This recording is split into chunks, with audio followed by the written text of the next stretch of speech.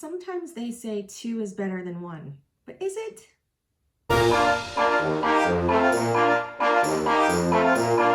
Welcome back to Tarot Tuesday. I'm Amy the Medium, and today we are going to talk about working with two decks at the same time. Yes, this is something that I have done. I've also seen other people do this. Would I recommend it? Well, that's what we're here to talk about. So what do I mean when I talk about working with two decks at the same time? There's a couple of different ways that you can do this. Today I have two different decks that I'm working with, two very different art styles to help us demonstrate this. So working with two decks, there's a couple of different ways that you can do this. The main ones that come to mind are you work with the decks separately but equally. So half your spread may be made up of one deck, the other half of the spread may be made up of the other deck. Another way that you can work with two decks is to actually shuffle them together. As I mentioned, I have done this before. I've used both techniques. Both are very good for very different reasons, and both are equally bad for different reasons. So let's talk through them. First, let's talk about when you do what I call the half and half. So this is where you have one part of the spread is made up of all the cards from one deck, and another part of the spread is made up of cards from the other deck. Likewise, you can do mirror spreads as well. You can do, say you're doing a Celtic cross, you can set up two crosses right next to each other and read them simultaneously with the two decks. So let's see what that looks like. I'm going to use a simplified Celtic cross. This means I'm going to do the cross only, not the staff that goes with it. So spread number one, simple cross. Then what I'm going to do, take the other deck,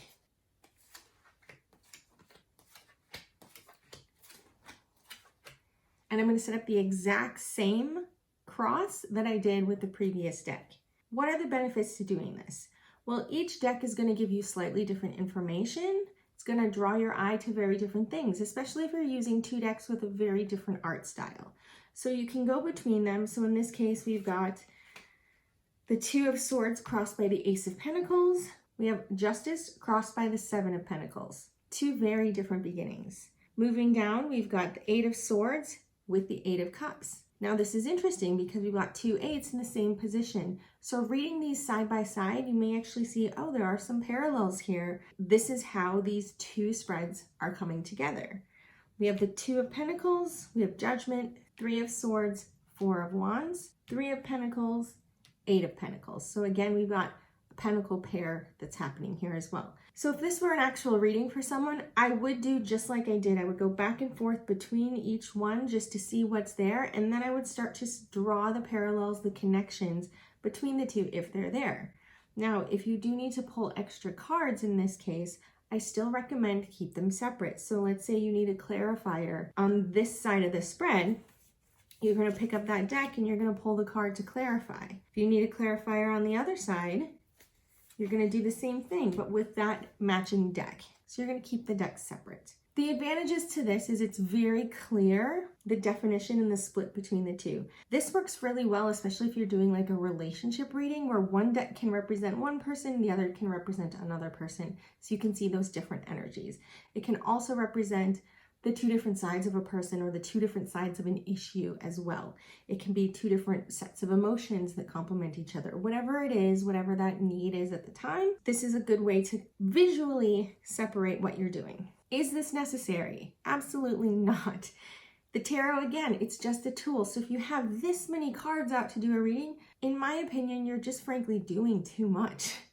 You shouldn't be relying on the cards so much that you need to have 20 cards on the table. Other cons to doing this, you may see the same card come up in different positions, and this can confuse you because you're going to get too much in your head thinking about what does that card mean in that spot versus that spot, and how do I make this all work together. Suddenly it's all about you and how you're reading versus being all about the client and helping them. So when you have the repeats, it can be very confusing. A benefit to doing this, when you're done with the reading, cleanup is very simple because you've kept the two decks separately. So you can just clean up one spread and put it right on that original deck, clean up the second, and put that right on the original deck as well. So now let's talk about combining. As I mentioned, I have used this method before and I have some tips based on my experience. First of which is, if you can, choose two decks that are the same size, same card weight. Because if you're trying to mix different size cards, different size card weights, card stocks, It's going to take you a long time, and it's going to be a mess. So try to get matching card weights. Now in this case, because I'm demonstrating, I'm not going to use the full decks, but what you would want to do is really shuffle these 2 decks fully together so you have one giant stack. But like I mentioned, for demonstration purposes, I'm not going to work with the full deck. I'm just going to use part, about even. So what you're going to do is you're going to take the 2 different stacks and you're going to shuffle them together. So at the end of the day, when you spread them out, you're going to see you've got a good blend of each card throughout the deck. So once the shuffle is complete, then you're going to lay the spread out. Now in this case, I'm not going to do the Celtic Cross. I'm going to do a different spread that I use often, and one that I use when I do blend different decks together. This is a spread that I came up with on my own, which goes to show that there is no rules when it comes to how you lay your cards out. But in this case, this spread gives you a good illustration of how these 2 different decks can really blend together to make one cohesive reading. So when I'm looking at this, what you see is you've got a mix here of one deck with another, almost an even split. Now, this was my quick sample shuffle, but obviously when you're doing an actual reading, the cards are going to fall however they do. It may not be a 50-50 split. When you see the art all mixed together, it actually adds a little more nuance to each aspect of the whole. So when I showed you the example of 2 side-by-side spreads, where you work with the deck separately, you're almost looking at 2 complete wholes and comparing. In this case, you're looking at each card is one part of a larger whole, but each card brings very different energy because of the very different decks that we're working from. So when you're looking at this, the art style itself can trigger you to go, okay, this is a different aspect. This is a different aspect. This is how they complement. This is how they don't. So that I feel is really one of the pros of mixing decks together. It really gives you an easy, quick visual cue of when you're shifting within a reading. Now, where the cons are in this, similar to before, you could end up with the same card showing up twice within the same spread. And that's just how the cards fall sometimes. There could be a very good reason for that, but oftentimes all it does is it takes us out of ourselves to go, whoa, okay, I don't know what to do with this card a second time.